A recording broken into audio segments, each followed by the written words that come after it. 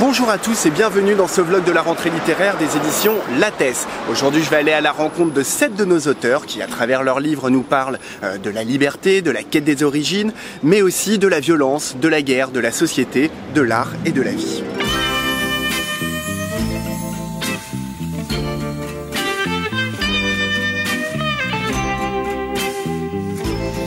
Et on commence tout de suite avec Antoine Albertini, journaliste au Monde, qui a écrit un roman sur l'histoire des bandits corses à travers la vie et la mort, un personnage ayant vraiment existé, Xavier Rocchini. Le livre se situe à la frontière entre le western et le conte noir, et c'est aussi le portrait d'une île.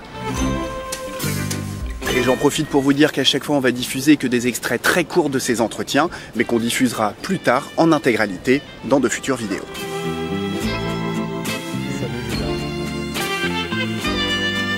Le travail de recherche, justement, ça t'a pris combien de temps? Comment t'as procédé? Parce qu'on sent que tout est très documenté. La documentation, c'est ce qui me plaît le plus. C'est 10 ans de travail dans les archives, en faisant des randonnées en montagne pour essayer. Alors évidemment, une cavale, c'est jamais documenté. Donc j'ai essayé par définition, j'ai essayé de reconstituer à partir des points où on savait que Xavier Rocchini était passé à telle époque, ce qu'avait pu être son chemin, donc avec des cartes IGN, des randonnées. Tout ça, c'est une masse de documentation qui fait pratiquement 10 000 pages et que je classe de manière un peu obsessionnelle, par thème, par année, avec des fichiers de croisement, avec des feuilles où je récapitule les interactions entre les personnages. Tout ça, c'est un travail un peu de boutique, d'artisanat, je dirais. Moi, je vis le truc comme ça, c'est ce qui me passionne le plus.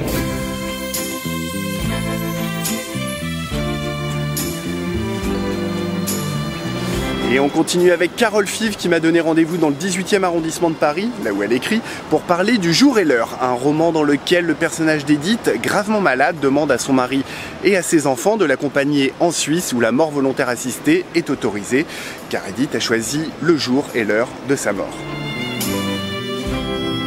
À propos du personnage d'Edith quand même, donc encore une fois, on ne parle que d'elle. La mère. En même temps, les chapitres à chaque fois, c'est le mari, les enfants. Mais tu dresses quand même le portrait d'une femme très indépendante, qui a changé de milieu social. En fait, tu dresses aussi le portrait d'une femme forte. Est-ce que ça faisait partie de tes intentions premières? Je me suis clairement inspirée de gens que je connaissais, une famille que je connaissais. Et la mère est effectivement comme Edith, très, très proche d'Edith. C'est une femme très forte, effectivement. Et c'est une militante qui a été d'abord infirmière, puis avocate, militante pour les droits de l'homme. Donc c'est une forte voix. La liberté qu'elle a défendue pour les autres toute sa vie, elle se l'applique à elle-même tout simplement au moment de sa mort.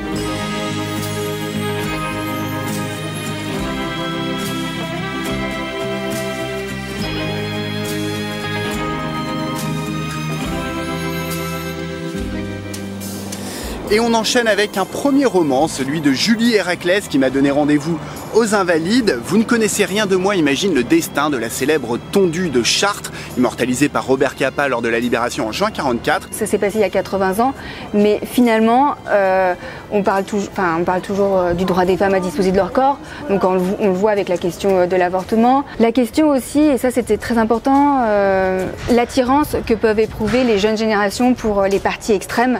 Donc Simone, voilà, elle est complètement fascinée par les rassemblements hitlériens.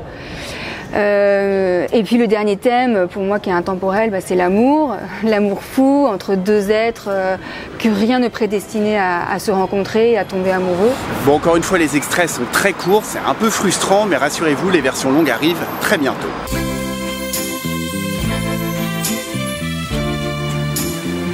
Je suis maintenant sur les quais de Seine où je marche à la rencontre d'Ermal Meta qui a quitté l'Albanie à 13 ans pour aller s'installer en Italie où il est devenu un musicien et un compositeur célèbre.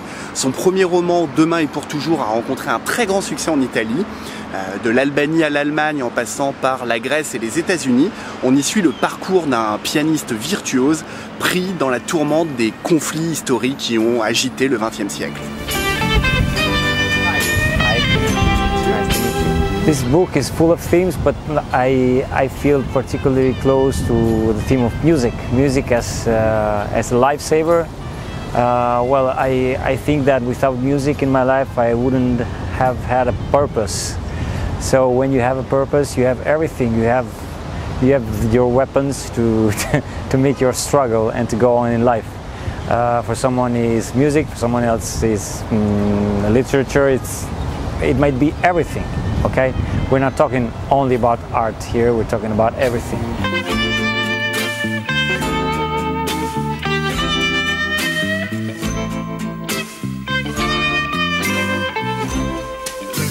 Je suis à la Grande Mosquée de Paris et je vais rencontrer Aïcha Béchir qui va me parler de son premier roman, L'Accusation, d'après une histoire vraie.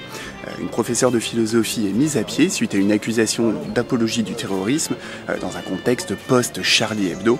À la fois fresque sociale et récit initiatique, Aïcha Béchir dissèque une société fracturée. Il y avait tout un discours pendant un moment sur la 5e colonne, encore aujourd'hui sur le grand remplacement qui ferait que finalement on se connaîtrait tous, on serait tous en lien les uns avec les autres. Ne serait-ce que la volonté finalement de nous imposer, de nous désolidariser de ces attentats-là, c'était une manière de nous dire qu'on était tous complices de ces attentats abominables. C'est ça qui était assez extraordinaire. Et je voulais justement, au nom de ce discours qui nous imposait l'idée qu'on était une communauté uniforme, nous dire que finalement on n'a pas tous un lien identique à l'identité musulmane et surtout on forme pas une communauté, c'est pas vrai. C'est pour ça qu'il y a tous ces portraits qui traversent le roman, qui à chaque fois racontent une histoire sur l'immigration qui n'est pas nécessairement réductible à l'autre. Je suis au Père-Lachaise pour parler de Valse russe avec Nicolas Dolsal, grand reporter à Paris Match, l'histoire d'un vieil Ukrainien qui doit surveiller un prisonnier russe, d'un Français plongé au cœur du chaos, de la guerre, et de l'enfant qui est en lui, qui doit réinterroger l'héritage maternel. Moi j'étais fier de mes origines, comme tu peux être fier d'avoir des parents algériens et défendre cette culture, cette identité. On a besoin de savoir un peu d'où on vient, tu vois. Donc moi j'étais fier de ces origines et je me suis pas rendu compte avec les guerres d'Afghanistan, j'étais trop petit, de Tchétchénie, j'étais pas... Et là, en allant en Ukraine, en couvrant la guerre en tant que reporter, j'ai vu les résultats concrets de la politique russe en fait. Et pour la première fois, j'ai eu honte, vraiment honte de ces origines. Et le problème, c'est qu'avoir honte de mes origines, avoir honte de la Russie en moi, c'était avoir honte de ma mère. Et tu peux pas avoir honte de ta mère, c'est pas possible. Donc, il a fallu que j'écrive cette honte, en fait, pas pour m'en libérer, pour la partager en fait.